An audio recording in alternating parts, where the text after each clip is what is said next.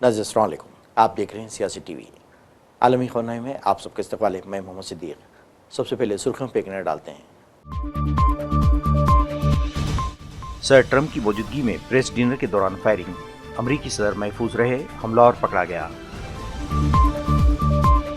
अमरीका के हद से ज्यादा मुतालिबात कबूल नहीं, ईरानी वज़ीर ख़ारजा अब्बास अराग़ची पाकिस्तान से रवाना। जमहूरियत में तशद्दुद की कोई जगह नहीं है, डोनाल्ड ट्रंप के इशाइया प्रोग्राम में हवाई फायरिंग के बाद पीएम मोदी का रद्द-ए-अमल। आबनाए हरमुज़ में नाकाबंदी और धमकियों के दरमियान कोई बातचीत नहीं, ईरानी सदर का दो टोक जवाब। इतवार को गज़ा पट्टी में इसराइली फौज के हमलों में कम से कम 4 फ़लस्तीनी शहीद।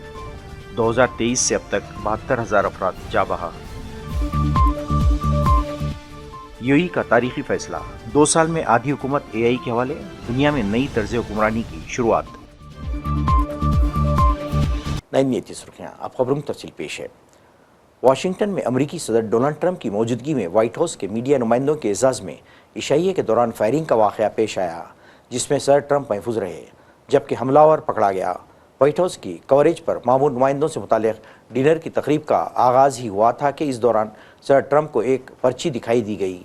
ऐसे में पर्ची पहले व्हाइट हाउस के तर्जुमान कैरोलाइन लिविट को भी दिखाई गई थी, जिस पर सर ट्रंप की एक जानिब बैठी खातून को हैरतज़दा होते देखा गया। तकरीब में 2600 से ज़ायद अफराद शरीक थे। अमरीकी सदर डोनाल्ड ट्रंप ने सोशल मीडिया पर जारी बयान करते हुए कहा कि वाशिंगटन डीसी में गैरमामूली शाम थी। सीक्रेट सर्विस और कानून नाफिज करने वाले इदारों ने शानदार काम किया, इन्होंने फौरी और बहादुरी से कार्रवाई की। ट्रंप ने कहा कि हमलावर को हिरासत में ले लिया गया है और मैंने सिफारिश की है कि शो जारी रहने दिया जाए, ताहम हम मुकम्मल तौर पर कानून नाफिज करने वाले इदारों की हिदायत के मुताबिक चलेंगे।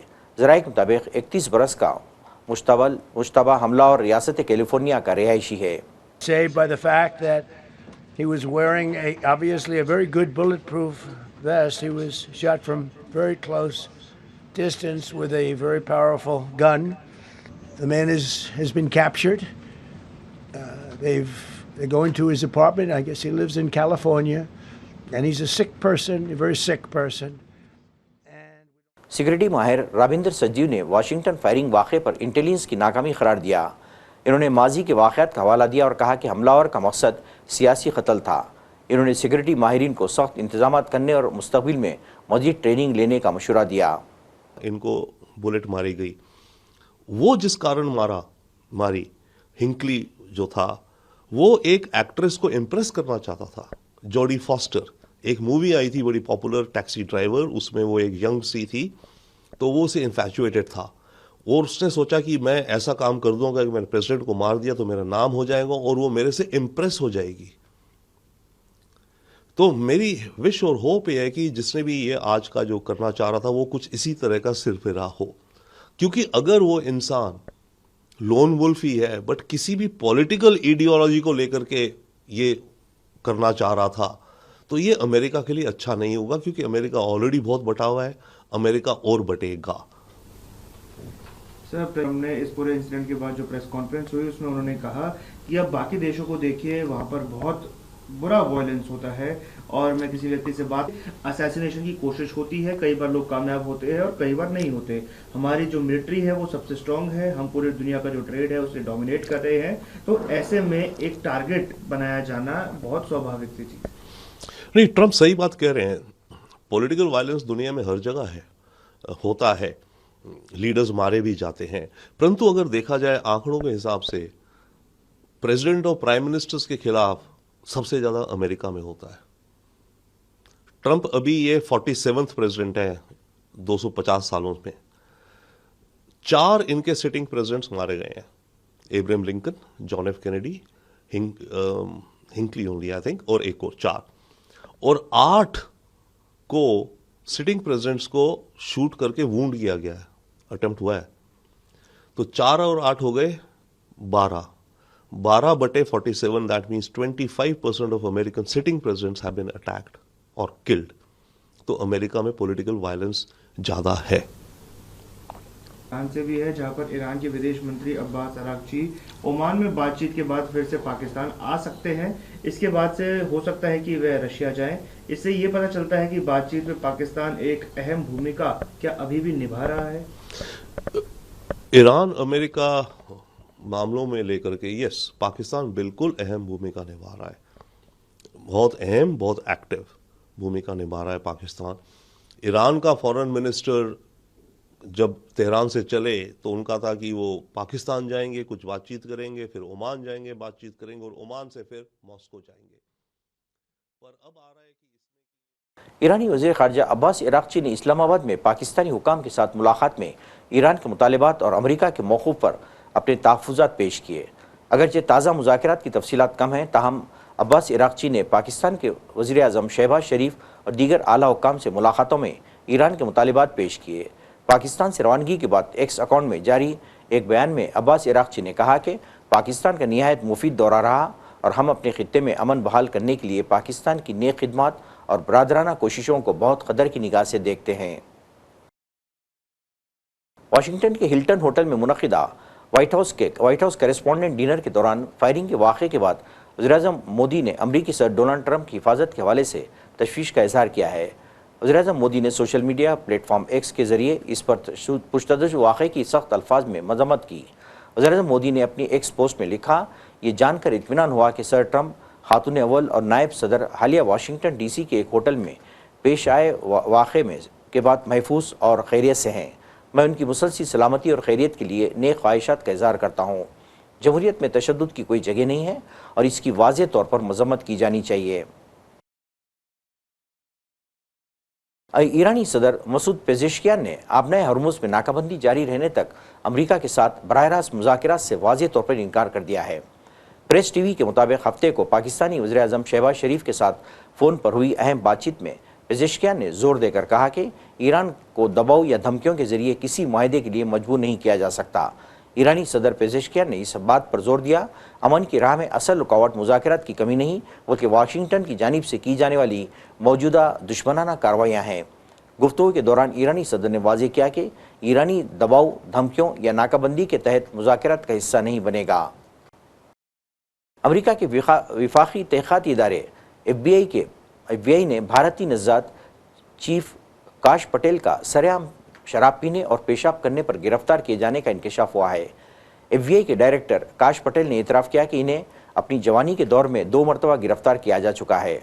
द इंटरसेप्ट की एक रिपोर्ट के मुताबिक काश पटेल ने यह तस्करा 2005 में मियामी डेड पब्लिक डिफेंडर के दफ्तर में एक एहलकार की फ़ाइल के एक हिस्से के तौर पर लिखा किया करते थे। इतवार के रोज़ गज़ा पट्टी में इसराइली फ़ौज के हमलों में कम से कम 4 फ़लस्तीनी शहीद हो गए। तिब्बी माहिरीन ने बताया कि इसराइली फ़ौज के एक फ़िज़ाई हमले में एक शख्स अल-मग़राफ़ा के मरकज़ी गाँव के करीब जबकि 2 अफराद गज़ा शहर के करीब इसराइली फायरिंग और टैंक की गोलाबारी से हलाक हुए। सेहत के हुकाम ने बताया कि एक और वाक़े में इसराइली फ़ौज ने इलाके के जुनूब में खान यूनुस में एक 40 साला खातून को गोली मारकर हलाक कर दिया। इसराइली फ़ौज ने इस बात से लाइल्मी का इजहार किया कि इतवार को इत्तला करदा इस वाक़े के वक्त इलाके में इसके फ़ौजियों ने कोई हमला किया है और यह कोई दीगर इत्तला करदा हमलों का जायज़ा ले रही है। अलावाज़ी फ़ौज ने कहा कि इसने जुमे के दिन से गज़ा में हमास के मुतादिद मुज़ाहिमतकारों को हमलों में हलाक कर दिया है। याद रहे कि अक्टूबर 2023 में गज़ा जंग शुरू होने के बाद से अब तक 72,500 से ज़्यादा फ़लस्तीनी जहाँ बहक हो चुके हैं। बरतानिया की हुकूमत ने इस हफ्ते शाह चार्ल्स के दौरे अमरीका से पहले अमरीकी सिक्योरिटी सर्विस से करीबी ताउन बरकरार रखते हुए व्हाइट हाउस के नामानिगारों के इशाइये में फायरिंग के बाद ये एक सीनियर वजीर ने इतवार को कही है। हफ्ते के रात वाशिंगटन में एक इशाइये में जब एक शख्स ने करीबी सिक्योरिटी एहलकारों पर फायरिंग कर दी तो सीक्रेट सर्विस के एजेंट्स ने सर डोनाल्ड ट्रंप और खातून अव्वल मिलानिया ट्रंप को जाए वकूफ़ से बाहर निकाल दिया। शाह चार्ल्स और इनकी अहलिया कैमिला पीर को 4 रोज़ा दौरे पर अमेरिका पहुंचने वाले हैं, जिसमें ट्रंप की एक निजी मुलाकात और कांग्रेस से खिताब भी शामिल है, जो अमेरिका की बरतानी हुकूमत से आज़ादी के 250 साल मुकम्मल होने के मौके पर होगा।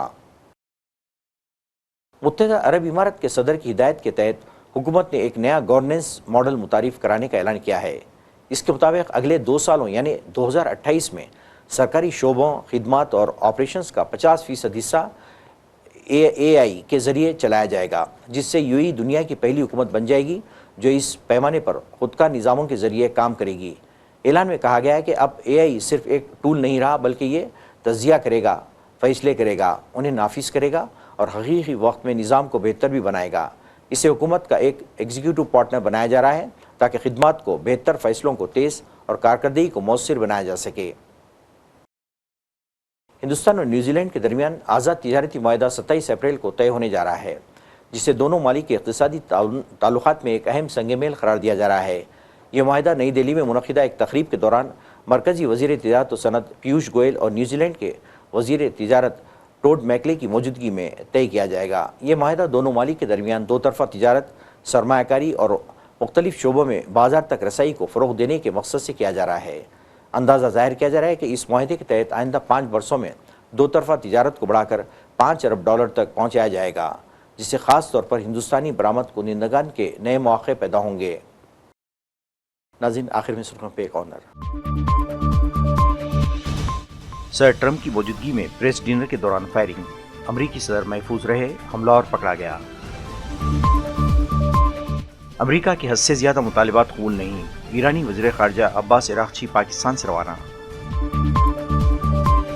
जमहूरियत में तशद्दुद की कोई जगह नहीं है, डोनाल्ड ट्रंप के इशाइया प्रोग्राम में हवाई फायरिंग के बाद पीएम मोदी का रद्द-ए-अमल। आबनाए हरमुज़ में नाकाबंदी और धमकियों के दरमियान कोई बातचीत नहीं, ईरानी सदर का दो टोक जवाब। इतवार को गज़ा पट्टी में इसराइली फ़ौज के हमलों में कम से कम 4 फ़लस्तीनी शहीद, 2023 से अब तक 72,000 अफराद जा बहा। यूएई का तारीखी फैसला, 2 साल में आधी हुकूमत AI के हवाले, दुनिया में नई तर्ज हुक्मरानी की शुरुआत। नाज़रीन, इसी के साथ ही आलमी ख़बरनामा ख़त्म होता है। मुझे और सारी सियासत की टीम को इजाज़त दें। अल्लाह हाफ़िज़।